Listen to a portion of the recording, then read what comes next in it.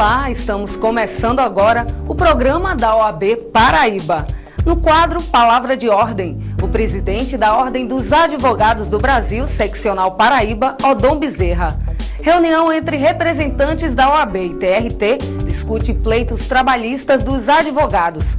No Tire Sua Dúvida, o professor de Direito Processual Civil da UFPB, Rinaldo Mouzalas, responde sobre o novo Código de Processo Civil. Núcleo de Apoio ao Estagiário da OAB promove palestra com o advogado criminalista Roberto Delmanto Júnior, da OAB São Paulo. A OAB realiza audiência pública para apoiar a autonomia na advocacia pública. Instituto Brasileiro de Direito Previdenciário realiza Simpósio Brasileiro de Direito Previdenciário com apoio da OAB e Escola Superior de Advocacia. Na ocasião do simpósio, um assunto de repercussão nacional, a alegada cobrança abusiva de honorários por advogados para realizar a defesa de trabalhadores rurais.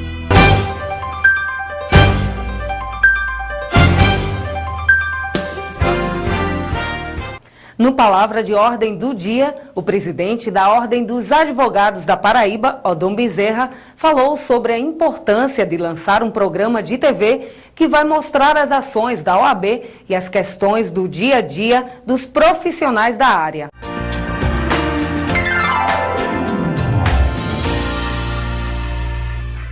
Olá, advogado paraibano.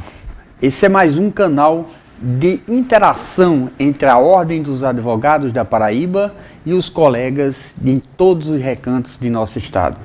Vamos, a partir de agora, discutir aquilo em que podemos avançar na advocacia em nosso estado. Discutir problemas pontuais, problemas de cada subseção, mas principalmente vamos mostrar as conquistas alcançadas. Reunião entre representantes da OAB e TRT discutiu pleitos trabalhistas dos advogados, citando, entre outros, a necessidade de otimizar o PJE, Processo Jurídico Eletrônico. Na reunião realizada no Tribunal Regional do Trabalho, os representantes da OAB se reuniram para discutir os pleitos dos advogados que atuam na Justiça do Trabalho. Entre as principais demandas estão o PJE, Processo Judicial Eletrônico, que, segundo o presidente da OAB Paraíba, vem deferindo as petições iniciais quando não há especificação de todos os pontos pelos advogados, a entrega de alvará sem a presença do advogado e a necessidade do cumprimento dos honorários contratuais, visto que em algumas varas do Estado o juiz tem interferido no acordo entre o cliente e o advogado. O PJE já é uma realidade, nós não podemos mais, de forma alguma, regredir ou voltar no tempo para tentar aquele nosso sistema SUAP. Essa batalha, ela já avançou e nós temos agora que estar irmanados com o próprio TRT para buscar a melhor forma.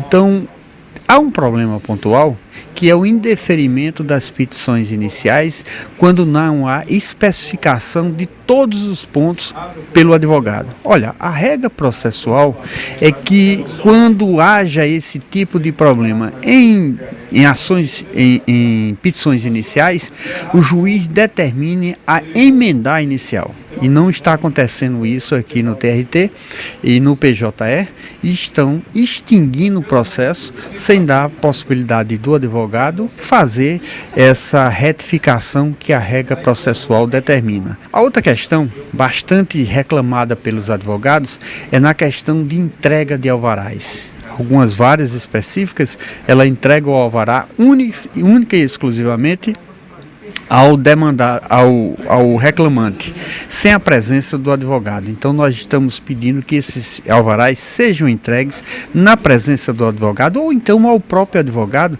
até porque o alvará, ele é pessoal. Só quem recebe o dinheiro perante a Caixa Econômica é o constituinte. E alguns advogados se sentem prejudicados em razão exatamente do constituinte receber o dinheiro e ir embora e ele não ter mais como receber aqueles seus honorários. Então, outro problema falado aqui era respeitar os honorários contratuais. Existem algumas varas específicas aqui na cidade de João Pessoa, como também no interior do estado, em que o juiz ele é quem determina o quanto o advogado deve receber. Então nós não concordamos de forma alguma, a nossa tabela da ordem tem um aspecto e uma orientação para honorários mínimos e vamos pedir desta feita oficialmente ao tribunal para que ele possa intervir, até porque aquela relação entre o advogado e seu constituinte não é uma relação trabalhista, é uma relação de natureza civil e não tem por que o magistrado estar determinando o quanto o advogado deva ganhar. Após os pleitos colocados pela OAB, qual será o procedimento do TRT? Olha, nós hoje ouvimos os advogados através da instituição, vários pleitos de várias ordens, né? Alguns deles serão formalizados e a partir da formalização é que nós tomaremos alguma providência. Outros são pleitos mais operacionais e que já serão encaminhados logo a seguir através da Secretaria da Corregedoria, né? Mas, enfim, de uma forma geral, esses pleitos, uma vez formalizados pela OAB, serão encaminhados aqui no TRT da forma mais rápida possível. Diante de algumas dificuldades enfrentadas pelos advogados em relação ao PJE, existe alguma medida para ser tomada? Não, no caso do PJE, há pleitos diversos, né? Um deles diz respeito a procedimentos dos próprios juízes. Esse caso específico será analisado à luz das resoluções do Conselho da Justiça do Trabalho e da legislação. Talvez seja necessária aí uma recomendação específica da Corregedoria.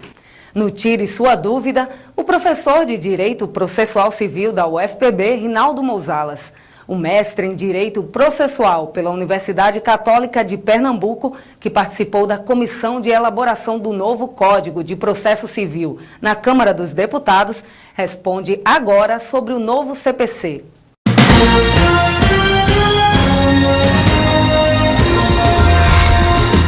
Eu gostaria de saber se o novo Código de Processo Civil trará alguma repercussão nas profissões jurídicas.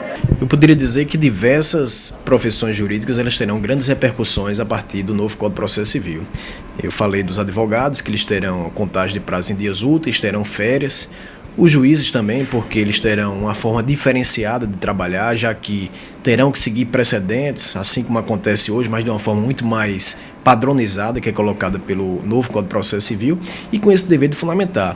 Mas eu diria que o grande impacto ele vai mais para as profissões que auxiliam a atividade jurisdicional propriamente dita, que são com relação aos oficiais de justiça e em relação aos escrivães ou chefes de secretaria. Por quê?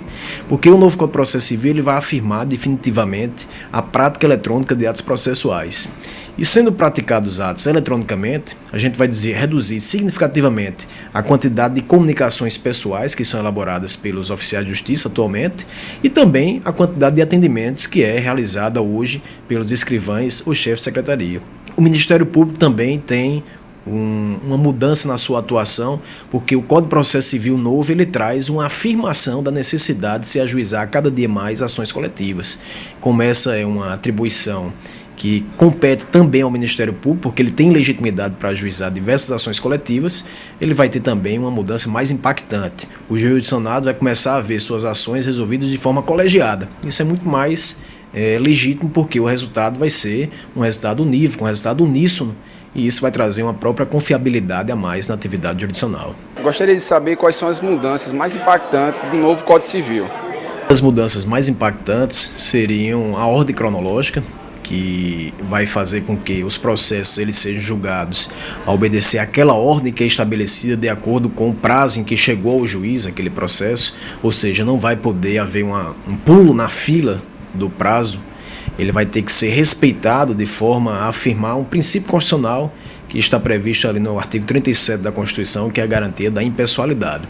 Então isso fará com que a atividade processual seja uma atividade muito mais impessoal e que os juízes eles possam, de certa forma, ter um parâmetro com o seu colega no curso do processo. Eu diria que outra mudança, essa sobretudo para os advogados, diz respeito à contagem dos prazos. Os prazos eles serão contados apenas nos dias úteis.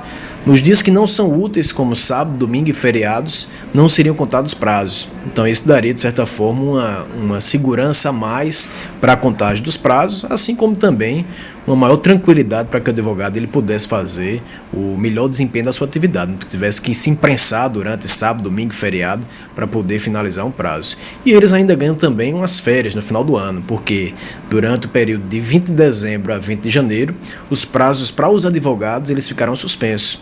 Então essa será também uma grande conquista para o advogado. E eu diria que uma grande modificação também vai ser em torno da fundamentação das decisões judiciais. As decisões elas vão ter agora critérios de fundamentação, devem ser levados isso aí à risca, sob pena de uma decisão a ser proferida por um juiz, ela ser uma decisão que além de ininteligível, não ser compreensível para o jurisdicionado, ela ser anulada pelo tribunal porque não teve uma fundamentação mínima. Então o direito de fundamentar, o dever de fundamentar e o mesmo passo que é um direito para o cidadão, ele vai ser de certa forma muito impactante agora, se a gente comparar com o que a gente vê atualmente no atual Código de Processo Civil. O Núcleo de Apoio ao Estagiário da OAB, através do NAE Acadêmico, promoveu palestra com o advogado criminalista Roberto Delmanto Júnior, da OAB São Paulo, destinada a estudantes de Direito de instituições de ensino de João Pessoa. O doutor em Direito Processual Penal e membro da Comissão de Direito Penal do IAB, Instituto dos Advogados Brasileiros, abordou o tema A Crise Existencial no Direito Penal e no Direito Processual Penal, atraindo os olhares atentos do público. Nós vivenciamos uma crise existencial no direito penal e no direito processual penal. Por quê? Hoje é tudo relativizado. Não se há um rigor no cumprimento da lei, em termos da lei no sentido de garantia, as regras a que devem ser respeitadas, o processo penal a que ser o limite da intervenção do Estado na liberdade das pessoas, de uma visão garantista. E hoje isso está se perdendo. Hoje há um pragmatismo exacerbado do Poder Judiciário. É o vale tudo. É tudo relativizado. Se houve ou não prejuízo, não existem mais nulidades. As audiências, muitas vezes, há dispositivos legais que determinam como deve ser uma audiência. E esses dispositivos não são respeitados. E o juiz não respeita e coloca no papel, consigna que não respeitou e que se o advogado quiser que recorra.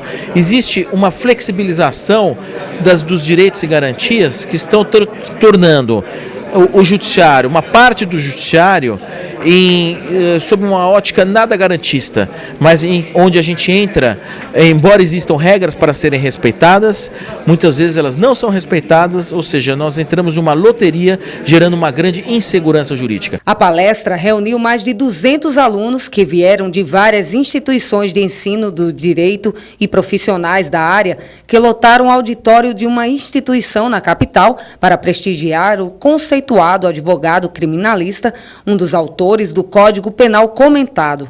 A vice-presidente do Núcleo de Apoio aos Estagiários da OAB explicou que o programa NAE Acadêmico, desenvolvido pela instituição, tem levado conhecimento a um grande número de estudantes da área. O NAE Acadêmico é um evento realizado pelo Núcleo de Apoio aos Estagiários da OAB e, diferentemente de todos os outros que a gente já realizou, ele busca aproximar o estudante de profissionais de alto conhecimento jurídico e realizar debates relevantes a toda a sociedade. Para o advogado e professor Valberto Azevedo, secretário-geral da OAB, com a oferta de bons conteúdos, a instituição também tem cumprido o papel de estimular o estudante a buscar uma melhor preparação acadêmica para que atue com destaque nesse mercado de trabalho. A OAB pretende abrir as suas portas não só para os advogados, mas também para os estagiários e para todo o corpo acadêmico aqui da Paraíba. Em eventos como esse, nós estimulamos os alunos a se tornarem advogados. Esse é o nosso objetivo. O objetivo da OAB, através da sua comissão de apoio aos estagiários, pretende, em eventos como esse, a partir da exposição de advogados brilhantes, como o Dr. Roberto Delmanto Júnior, mostrar aos alunos como é grande, como é bonito e como é importante para a sociedade formar novos advogados. Então, se num evento como esse nós estimularmos aqui pelo menos um aluno a se tornar advogado, esquecer o concurso público e pensar por optar pela advocacia, nós estaremos cumprindo a nossa missão. Então é esse o propósito da OAB, é esse o propósito do NAI, e estão de parabéns todos que participaram desse brilhante evento ocorrido na noite de hoje. O advogado criminalista Roberto Delmanto Júnior, que também é conselheiro da OAB São Paulo, mencionou sobre a atuação da OAB Paraíba, que cumpre o papel de fomentar o conhecimento jurídico e ético do advogado. O exemplo que eu cito é este evento, né? Fomentando com o núcleo do aperfeiçoamento para o jovem advogado.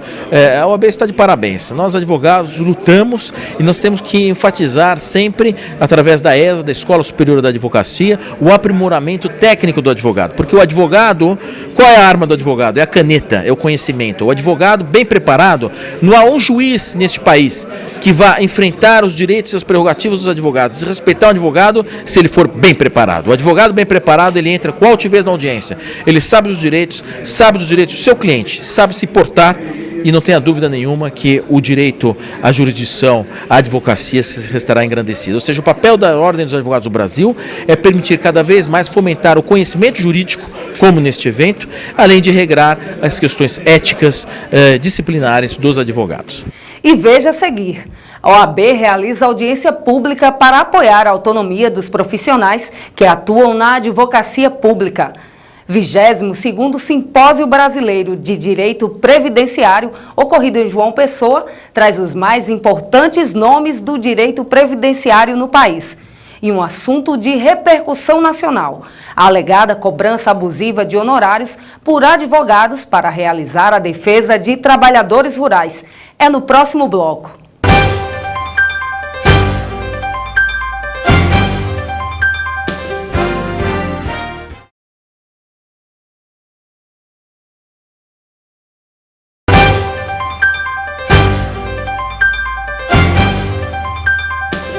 A OAB realizou uma audiência pública para discutir sobre as propostas de emenda à Constituição PEC 82/2007 e 443/2009, que tramitam atualmente no Congresso Nacional e buscam a autonomia funcional, financeira e administrativa para os profissionais da advocacia pública. A OAB quer pugnar pela transparência no serviço público. No momento que a categoria da advocacia pública passa a ser, já é na verdade, mas passa a ser, em lei, uma categoria que tem a sua autonomia em relação ao executivo, sendo uma carreira de Estado, no âmbito dos municípios, dos estados e do governo da União, nós temos uma categoria fortalecida, com independência para emitir pareceres, para entrar em embates do Estado, não do governante de plantão. Eu acho que essa é a grande distinção que precisa ocorrer de forma definitiva em nosso país. Aqui hoje nós estamos hipotecando plena solidariedade aos colegas advogados públicos do estado da Paraíba e do Brasil. E hoje nós vamos extrair um documento e encaminhar a cada parlamentar paraibano para que eles saibam qual o posicionamento da nossa seccional. Esse documento também será encaminhado ao Conselho Federal pedindo o apoio efetivo a essas mudanças, que será de grande repercussão não apenas para as defensorias, não apenas para os advogados públicos, mas principalmente para a proteção da sociedade, para a proteção do Estado. A advocacia pública, além de ser uma função essencial à justiça, são carreiras de Estado que precisam dessa autonomia para o melhor desempenho das suas funções. Essa igualdade, ela não é somente uma igualdade jurídica, é necessário que ela seja também uma igualdade material. E é por essa razão que a advocacia pública, muito justamente, pleiteia uma equiparação, um tratamento isonômico dos seus membros em relação ao tratamento que o mesmo Estado brasileiro dá aos magistrados e aos membros do Ministério Público. Significa muito, porque significa uma justiça célere, mas uma justiça fazendo justiça. Significa compromisso com os entes tanto a União, o governo do Estado, os governos estaduais, os governos municipais. Significa fortalecer a figura do advogado público, significa garantir e preservar prerrogativas. E é tudo isso que nós, no Estado democrático de direito, desejamos, pretendemos e temos que cobrar. Na hora que a OAB abre suas portas para apoiar esta luta, esta grande luta que estamos levando adiante aqui no país inteiro, nos alegra. Nós estamos aqui exatamente para dizer que é preciso que a advocacia pública também conquiste a sua autonomia para melhor servir ao Estado e à sociedade paraibana. O 22º Simpósio Brasileiro de Direito Previdenciário, realizado pelo Instituto Brasileiro de Direito Previdenciário, IBDP, com apoio da OAB e a ESA, trouxe os principais nomes do direito previdenciário no país. O 22º Simpósio Brasileiro de Direito Previdenciário, ocorrido em um hotel da Praia do Cabo Branco, em João Pessoa, recebeu mais de 200 participantes. O evento regional, promovido pelo IBDP, Instituto Brasileiro de Direito Previdenciário, com apoio da OAB e ESA, Escola Superior de Advocacia, contou com advogados, promotores, procuradores, juízes federais, estudantes e especialistas de todo o Nordeste, além de convidados de outras regiões do país. Esta é a primeira vez que a Paraíba realiza um evento deste porte na área previdenciária, oferecendo durante 2 dias palestra com os principais nomes do direito previdenciário no país. O evento está sendo realizado pelo Instituto Brasileiro de Direito Previdenciário, com o apoio da OAB, através da Comissão de Direito Previdenciário. São nomes como Frederico Amado, Fábio Zambiti, Daniel Machado e dentre outros que podemos citar. Ainda na ocasião do Simpósio de Direito Previdenciário, um assunto de repercussão nacional, a alegada cobrança abusiva de honorários por advogados para realizar a defesa de trabalhadores rurais em busca de suas aposentadorias, também foi destaque. De acordo com o presidente da OAB, mesmo que a reportagem não tenha sido na Paraíba, a entidade defende uma rigorosa e profunda investigação para evitar que o fato interfira negativamente na imagem dos advogados no Estado. Nós temos a convicção que devemos separar o joio do trigo. Em todas as profissões tem um bom e tem um ruim. Então, aqueles que tenham eventuais desvios de conduta, esses deverão ser denunciados, esses deverão responder junto à nossa comissão de ética, ao Tribunal de Ética, e receber a punição naquilo que for apurado contra ele. Agora, é preciso que a instituição Ordem dos Advogados do Brasil também mostre a verdade para a sociedade. E nós estamos mostrando. A questão que foi posta eram com meias verdades. Qual seja, o advogado ele faz um contrato de risco, ele luta incessantemente em defesa daquele cidadão, que quem nega esse benefício é o Estado, é a União, que no instante em que um cidadão busca uma aposentadoria por invalidez, no instante em que um cidadão busca estar encostado em razão de uma debilidade passageira por uma doença, e que o Estado nega esse direito. Então ele vai ter que se socorrer do advogado. E muitas vezes existem contratos que são firmados e que esses contratos devem ser respeitados. Mas infelizmente não é dessa forma que foi mostrada para a população, e aí ela vai contaminar a todos nós advogados. A presidente do IBDP, Jane Berwanger, que ministrou sobre a dupla crise dos benefícios para trabalhadores rurais, disse que também é preciso avaliar o grande número de indeferimentos do INSS nos benefícios requeridos pelos trabalhadores rurais. A gente percebe que quem fica com uma boa parte do dinheiro do segurado é o INSS, não é nem o segurado, não é nem o advogado. Mas percebe-se também que existe sim um grande número de indeferimentos, um percentual muito significativo, especialmente no meio rural. Então, obviamente, vai ter uma procura muito maior.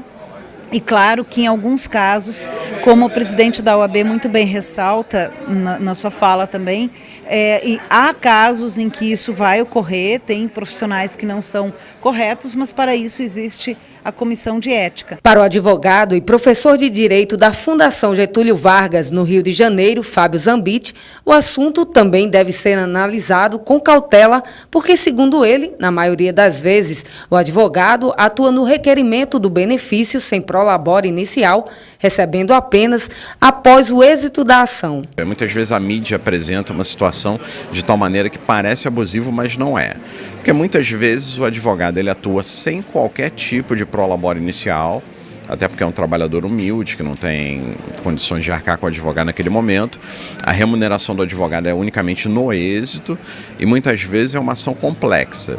Então, nesse tipo de contexto, um percentual de 40%, por exemplo, do que porventura for recuperado junto à Previdência Social, o que à primeira vista parece algo extorsivo, não necessariamente é, pela demanda que aquilo gera para o advogado, pelas horas que ele vai ter que investir para aquilo, calculando aquilo de uma maneira detalhada, as horas de trabalho que ele teve que desempenhar, a remuneração compatível fixada até pela OAB, isso é algo totalmente dentro da regularidade. Então a gente tem que tomar muito cuidado, né, quando avalia esse tipo de situação, para também não fazer algum tipo de acusação injusta frente a esses profissionais que adequam a sua remuneração frente à realidade do segurado, que não tem pagamento nenhum de início, é um trabalho unicamente no êxito, que demora, que demanda muito esforço e é sobre uma base de cálculo reduzida. A gente tem que sempre avaliar isso com cuidado e me parece que a OAB tem atuado de forma diligente nesse tipo de controle. E chegamos ao fim desta primeira edição do programa OAB Paraíba. Até a próxima!